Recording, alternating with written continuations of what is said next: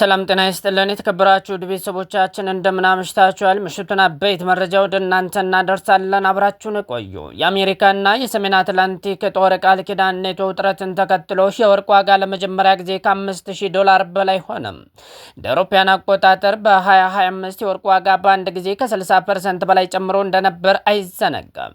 ፕሬዚዳንት ዶናልድ ትራምፕ ግሪንላንድን ለመጠቅለል ማቀዳቸው የፋይናንስ ዘርፉ ላይ ያለመረጋጋትን አስከትሏል። ካናዳ ከቻይና ጋር የንግድ ስምምነት ተፈረም ከሆነም 100% ታሪፍ እንደሚጥሉ የዛቱት ያሳለፈነው ቅዳሜ ነበር። በባለ ሀብቶች ዘንድ ወርቅና ሌሎችም የከበሩ ማዕድናት አስተማማኝ ንብረት ተደርገው ይወሰዳሉ።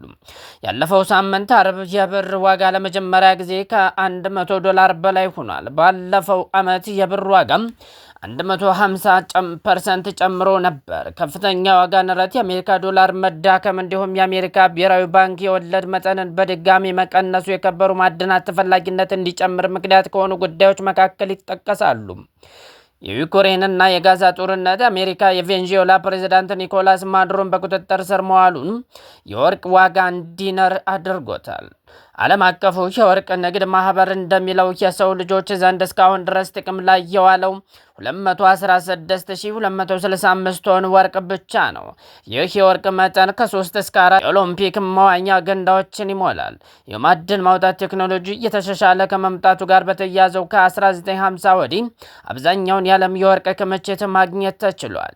የአሜሪካ ጂኦሎጂካል ሰርቬይ መረጃ እንደሚያሳየው ተጨማሪ 64000 ቶን ወርቅ ማውጣትን የሚቻል ቢሆንም በቀጣይ ዓመታት በብዛት ጥቅም ላይ የሚውለው ብረት ይሆናል። የኤቢሲ ሪፋይነር ኃላፊ ኒኮላስ ፍራቴል የወርቅ ባለቤት መሆን ቦንድ ወይም ኩባንያ ድርሻ እንደ መግዛት አይደለም፣ ወርቅ መረጋጋት በራቀው ዓለም ቋሚ ንብረት ነው ይላሉ። ከ1979 ወዲህ የወርቅ ከፍተኛ ዓመታዊ ሽያጭ የተመዘገበው በ2025 ነው። የትራምፕ ታሪፍን ጨምሮ የሰው ሰራሽ አስተውሎች የፈጠረው ስጋትና ሌሎችም የዓለም አቀፍ ክስተቶች በወርቅ በተከታታይ ዋጋው እንዲነር አድርጓል። ሜታል ፎከስ የተባለው የጥናት ተቋም ባለሙያ የሆኑት ኒኮስ ካቫሌስ የአሜሪካ ፖሊስ የፈጠረው መደናገር ዋነኛው ምክንያት ነው ብዬ አምናለሁ ሲሉ አብራራሉ። ከምጣኔ ሀብት አለመረጋጋት በተጨማሪ በባለሀብቶች የወለድ መጠን ሲቀንስ የሚፈጠራቸው ስጋት የወርቅ ዋጋ እንደሚጨምር ከሚያደርጉ ዋነኛ ምክንያቶች መካከል ይጠቀሳሉ። የአሜሪካ ብሔራዊ ባንክ ዘንድሮ 2 ጊዜ የወለድ መጠን እንደሚቀንስ ይጠበቃል። ፔፐርስቶን በተባለው የጥናት ተቋም ተመራማሪ የሆኑት አህመድ አዚር ገንዘብን በቦንድ ግዢ ማስቀመጥ ዋጋ ቢስ እየሆነ መጥቷል፣ ስለዚህም ብዙዎች ወርቅን ይመርጣሉ በማለት ያስረዳሉ።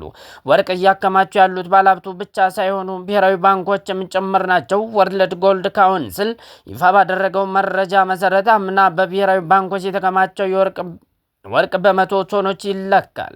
የሜታል ፎከስ ተቋም ባለሙያ ኒኮስ ካቬልስ የአሜሪካ ዶላር ያለው ዋጋ ሲወርድ ሌላኛው አማራጭ ወርቅ ነው ይላሉ። የኢቢሲ ሪፋይነር ኃላፊ ኒኮላስ ፍራቴል በበኩላቸው ዘንድሮ የወርቅ ዋጋ ቢጨምርም እንደ አዲስ እየተዋቀረ ያለው የዓለም አቀፍ ገበያም ዋጋው እንዲቀንስ ሊያደርግ የሚችልበት እድል እንዳለ ይናገራሉ። ወርቅ በባለሀብቶች ከሚሰጡ ዋጋ ጎን ለጎን የተለያዩ ማህበረሰቦች በብሔራዊ መግለጫ ተደርጎ ይወሰዳል። በዓመት በዓሎች፣ በሰርግና በሌሎችም ክንውኖች በወርቅ ደምቆ መታየት የተለመደ ነው። ለምሳሌ በህንዳውያን ዲዋሊ ክብረ በዓል ላይ በርካቶች በወርቅ ያጌጣሉ። የሞርጋን ስታንሊ አሃዝ እንደሚያሳየው ከሆነም በአሜሪካ 3.8 ትሪሊዮን የሚያወጣ የወርቅ ይዞታ ያለው በህንዳውያን ዘንድ ነው። ይህ ከጠቅላላ የሀገር ውስጥ ምርት 88.8 ይሸፍናል ብለዋል። በቻይና ወርቅ መግዛት ከመልካም ዕድል ጋር ይተሳሰራል። በቻይናውያን አዲስ ዓመት አካባቢ የወርቅ ፍላጎት የሚጨምር ሲሆን ቻይና በዓለም የወርቅ ገበያ ቀዳሚዋ ሸማች ሀገር ናት ተብሏል። ዘገባው የቢቢሲ ነው።